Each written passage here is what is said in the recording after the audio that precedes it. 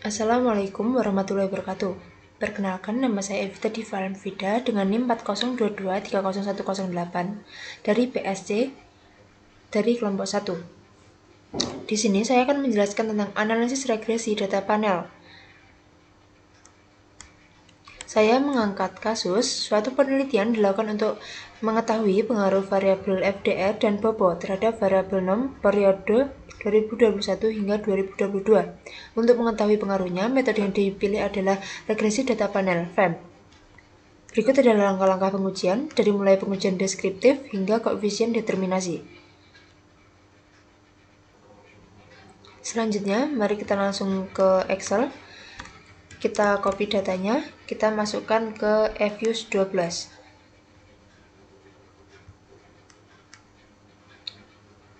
Ini diganti balance panel, pada frequency diganti quarterly, start date ini 2021,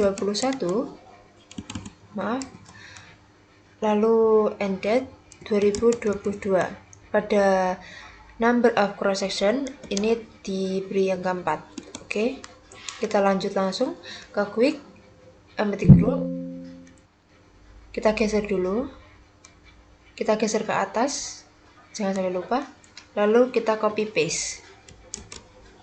Jika sudah, kita lanjut ke uji deskriptif.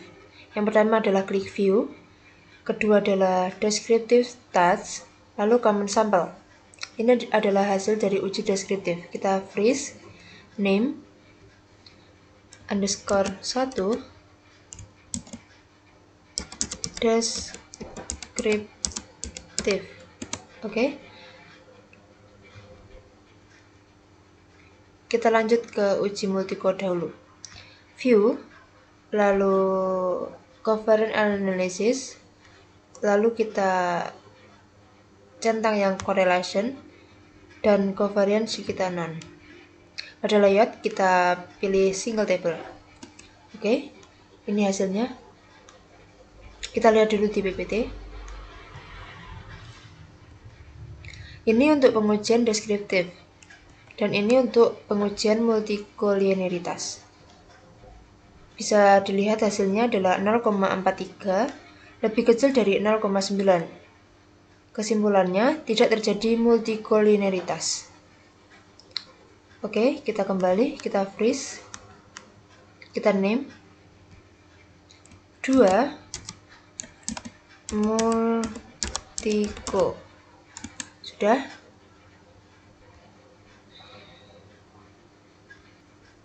Oke, selanjutnya kita ke model CHAM.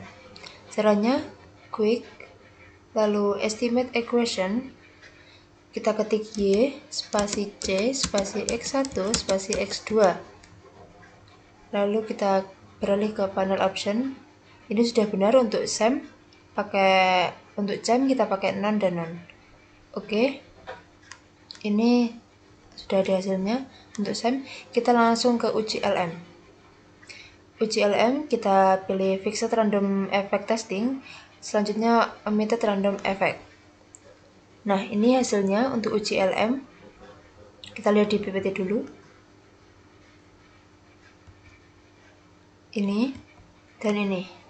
Nah, di sini bisa dilihat bahwa H0 adalah model SEM lebih baik dibanding model RAM, dan H1-nya model RAM lebih baik dibanding dengan model SEM. Dan dapat dilihat nilai probabilitas adalah 0,114 lebih besar dibanding 0,05. Maka gagal tolak H0 dan dapat disimpulkan bahwa CHAM lebih baik dibanding RAM. Oke. Kita freeze dahulu. Freeze name 3 LM. Karena model terbaiknya adalah SEM, kita tulis SEM. Oke, sudah. Ini kita name underscore SEM. Kita lanjut ke yang berikutnya adalah uji CO dengan uji VAM. Estimate equation, kita ketik Y, spasi C, spasi X1, spasi X2. Kita lebih baik copy dulu aja agar nanti tidak perlu mengetik kembali. Nah, untuk fem kita memakai pada cross sectionnya itu fixed. Oke, sudah.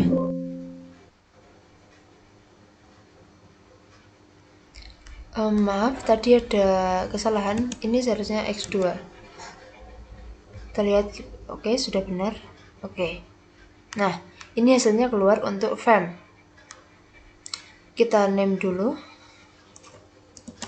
fem. Lalu kita lanjut ke uji cow. Kita fixed random effect testing dan kita pilih redundant. Nah, ini hasilnya untuk uji cow.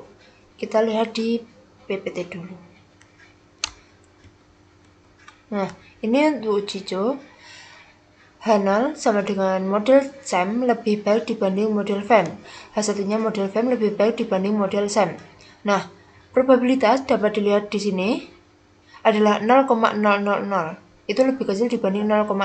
Maka tolak H0 dan dapat disimpulkan bahwa FEM lebih baik dibanding SEM. Jadi dapat disimpulkan bahwa pada uji cow yang terbaik adalah FEM. Kita freeze name dulu.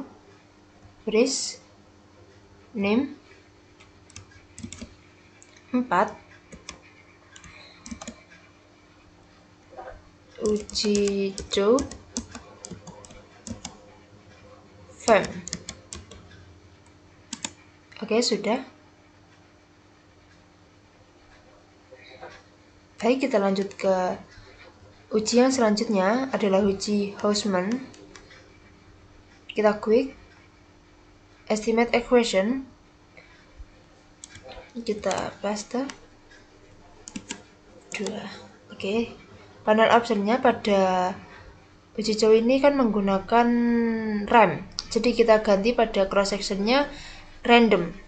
Oke, sudah. Ini sudah keluar hasilnya untuk RAM. Kita name dulu. Lalu kita lanjut ke uji Hausman. Fixed random testing effect testing. Kita pilih correlate random effect. Nah, ini sudah keluar hasilnya untuk uji Hausman. Kita freeze. Kita name 5 uji Hausman underscore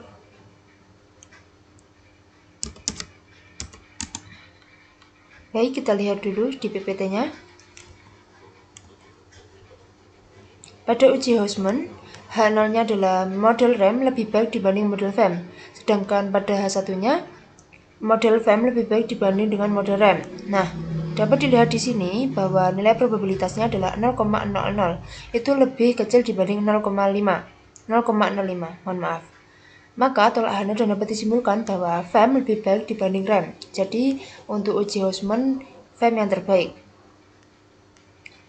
Jika sudah, kita keluarkan.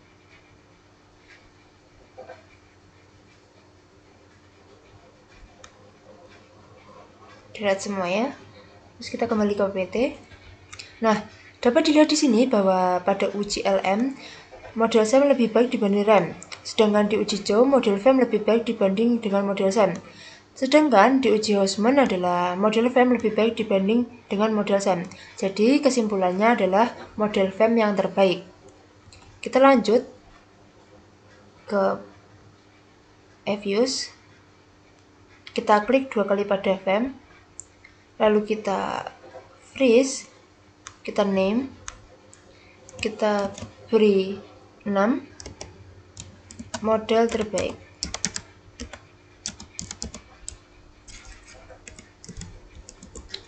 Sudah. Model terbaik. Selanjutnya kita melakukan uji normalitas. Kita klik view. Kita pilih residual diagnosis. Kita pilih histogram. Nah, ini hasilnya. Lalu kita lihat di PPT. Nah, Pada uji normalitas dapat dilihat di sini.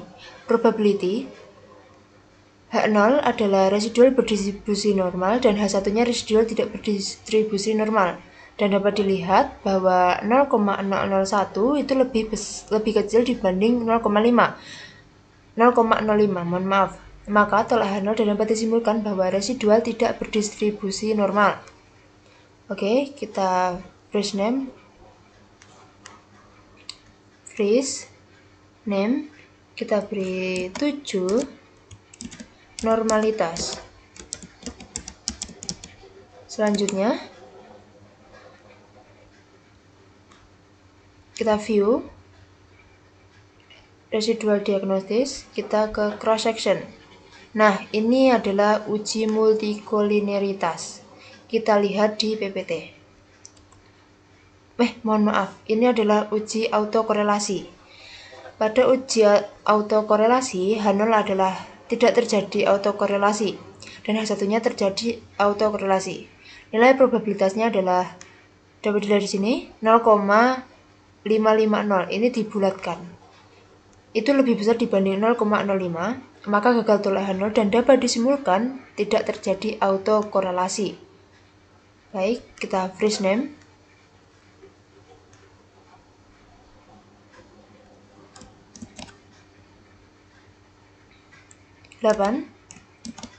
Auto. Sudah, begitu saja.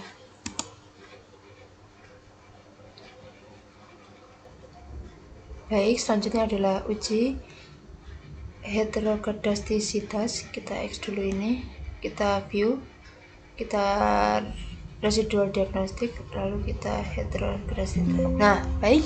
Di sini tidak bisa. Kita lanjut ke uji Gletser saja. Kita lihat di PPT dulu langkah-langkahnya.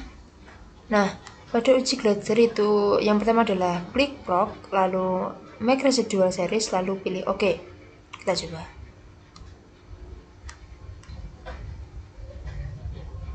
Pilih proc, make residual series, kita pilih OK. Jika sudah begini, kita lanjut ke PPT. Kita lihat yang kedua, hitung nilai mutlak residual. Yang pertama adalah klik quick, lalu generate series, lalu array sama dengan ABS dalam kurang resid 01. Oke, kita coba. Kita pilih quick, generate series, lalu di sini resid sama dengan ABS dalam kurung resid 01.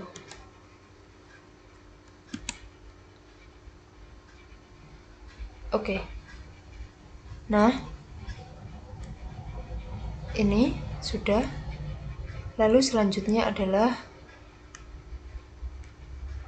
membuat model VAM dengan arrayset sebagai variabel dependent. Klik quick, estimate equation, terus arrayset C, X1, X2, cross section, fixed. Oke. Kita coba.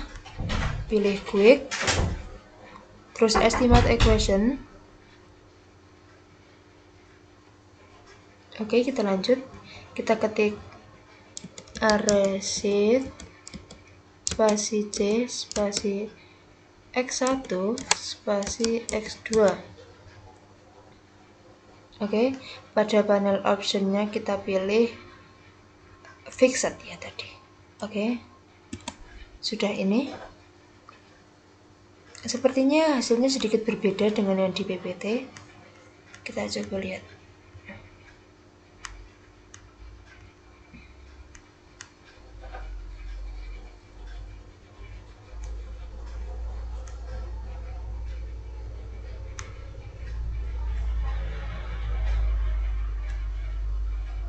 Oke.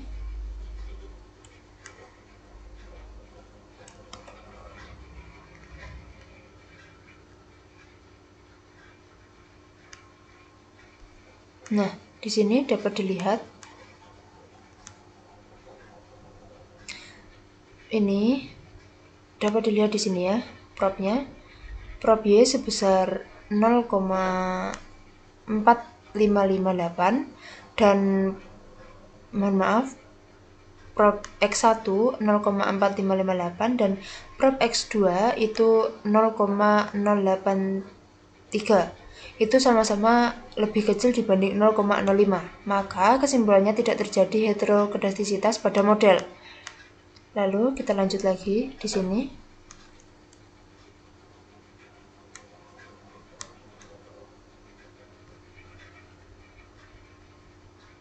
Kita ke PPT dulu. Kita lanjut.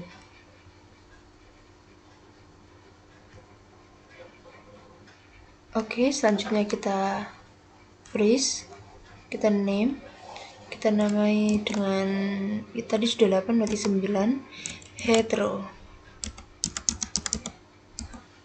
saja, sudah tidak apa-apa. Lalu kita X. Nah, ini untuk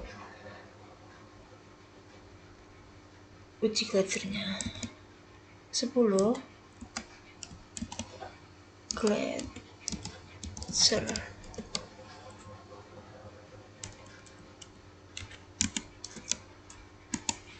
Oke. Sudah. Oke, baik, selanjutnya kita akan ke cross section model terbaik. Kita pilih ke view, fixed random, terus cross sectionnya. Nah, ini adalah cross section dari model terbaik kita. Kita bisa freeze, name 10 cross, gitu aja ya. Oke, semua uji sudah dilakukan, jadi sekarang kita bisa simpan. Oke, file, lalu save.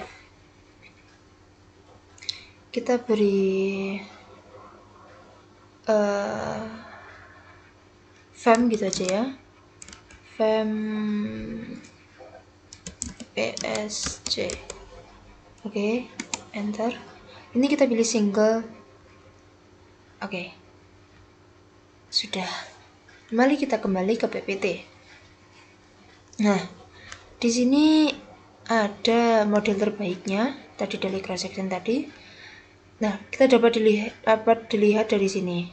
Ini YT sama dengan 9844 dari sini, dari koefisien.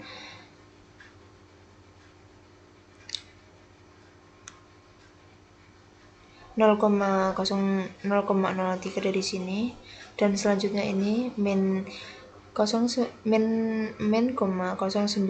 ini dari sini.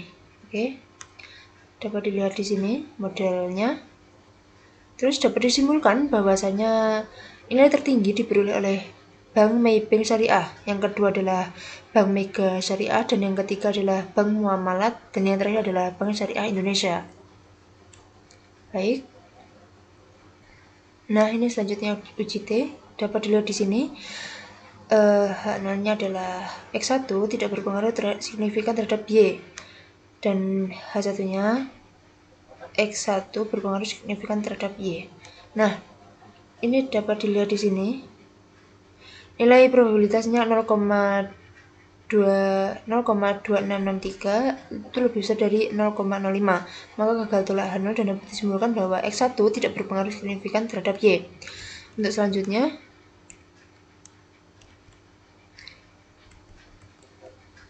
oke, ini selanjutnya dari sini. Nolnya X2 tidak berpengaruh signifikan terhadap Y, dan hasilnya X2 berpengaruh signifikan terhadap Y. Terus dilihat nilai probabilitasnya 0,000 itu lebih kecil dibanding 0,05, maka tolak H0 dan dapat disimpulkan bahwa X2 berpengaruh signifikan terhadap Y. Ini untuk uji F, H0 sama dengan X1 dan X2 tidak berpengaruh signifikan terhadap Y, dan H1-nya X1 dan X2 berpengaruh signifikan terhadap Y. Nilai probabilitasnya 0,000 itu lebih kecil dari 0,05, maka tolak H0 dan dapat disimpulkan bahwa X1 dan X2 berpengaruh signifikan terhadap Y.